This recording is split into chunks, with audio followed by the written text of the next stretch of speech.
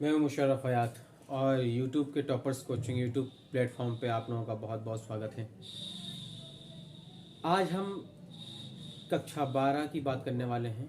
कक्षा 12 और सब्जेक्ट होगा हमारे पास में फिजिक्स। और फिजिक्स का एक चैप्टर है आपके पास में इलेक्ट्रिकल कंडक्शन यानी वैद्युत चालन। तो हम इसका पहला पार्ट पढ़ने जा रहे हैं क्लास 12 के लिए, फिजिक्स के लिए। तो चलिए शुरू करते हैं। शुरू करने से पहले ध्यान दीजिएगा, अगर आप पूरा वीडियो, पूरा कॉन्सेप्ट अच्छी तरीके से समझना चाहते हैं और समझने के लिए उत्सुक हैं तो वीडियो को लास्ट तक देखिएगा, तो पूरी बात समझ में आएगी। अन्यथा की स्थिति में पूरी बात समझ में आए इस बात की गारंटी नहीं है। ठीक है, तो सबसे पहले जो आपका चैप्टर है वैद्युत चालन का, उसको शुरू करते हैं। सबसे पहले हमें इसमें पढ़ना है वैद्युत धारा। ठीक है, करंट जो होता है, इलेक्ट्रिक करंट, वो क्या होता है एक्चुअली में। देखिए, आपने बहुत सारे वैद्युत उपकरण देखे होंगे और उनकी क्रिया विधि भी समझी होगी।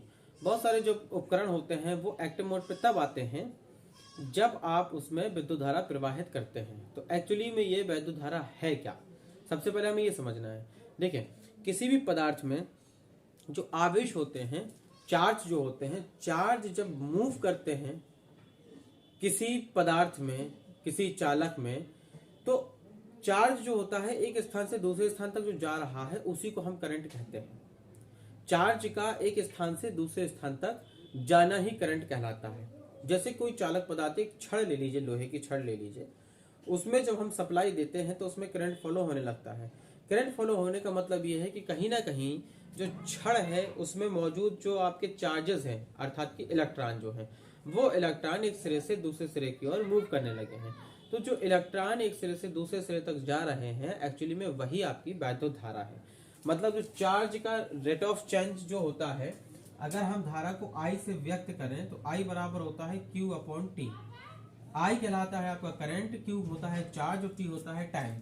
यानी किसी फिक्स टाइम पर जो चार्ज एक सिरे से दूसरे सिरे तक मूव कर रहा है उसी को हम करंट कहते हैं। तो परिभाषा इसकी इस तरीके से आप लिख सकते हैं कि किसी चालक पदार्थ में आवेश प्रवाह की समय दर को वैद्युत धारा कहते हैं, जिसे हम I से व्यक्त करते हैं।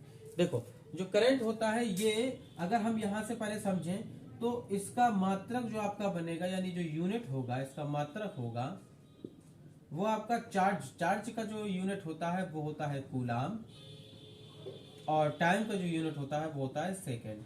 तो इसका मात्रक बन जाएगा आपका कूलाम प्रति सेकेंड। ये एम के सिस्टम में हम कह सकते हैं इसे कि ये एम के सिस्टम में है।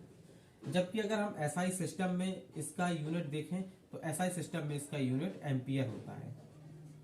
ठीक है, इसका सिंबल होता है कैपिटल ए। कूलाम का सिंबल होता है सी और सेकेंड का सिंबल होता है सी, यानी सेकेंड कूलाम पर सेकेंड भी हम कह सकते हैं। ठीक है, दूसरी बात इसमें हमें यह समझना है कि यह एक अदिश राशि होती है, स्केलर क्वांटिटी होती है। कैसी राशि होती है? ये राशि होती है अदिश।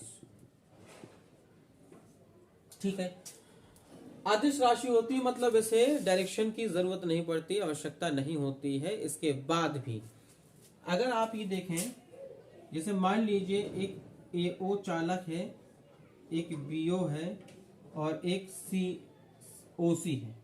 यहां से 3 एम्पियर की धारा O की तरफ जा रही है, यहां से 5 एम्पियर की धारा O की तरफ जा रही है, तो OC में जो धारा बहेगी वो आपकी 8 एम्पियर धारा बहेगी। ठीक है, अब जो ये डायरेक्शन में लगा है, तो ये डायरेक्शन का मतलब ये नहीं है कि ये एक सदिश राशि है, बल्कि ये डायरेक्शन ये बता रहा है कि चार्ज किस तरफ मूव कर रहा है। निगेटिव चार्ज किस तरफ मूव कर रहा है या पॉजिटिव चार्ज किस तरफ मूव करेगा। इसका मतलब ये हुआ कि ये जो डायरेक्शन है, करंट की जो डायरेक्शन है, वो ये बता रहा है कि पॉजिटिव चार्ज का डायरेक्शन क्या है। मतलब जो धारा होती है, ये धारा इलेक्ट्रॉनों के विपरीत दिशा में प्रवाहित होती है। इलेक्ट्रॉन के विपरीत धारा, इलेक्ट्रॉन के विपरीत मतलब धनावेशों की दिशा में, धनावेश की दिशा में। धनावेश की दिशा में किसकी दिशा होती है? वैद्युत क्षेत्र की। इसका मतलब ये हुआ कि जो करंट फॉलो होता है वो वैद्युत क्षेत्र की दिशा में प्रवाहित होता है, वैद्युत क्षेत्र की दिशा में।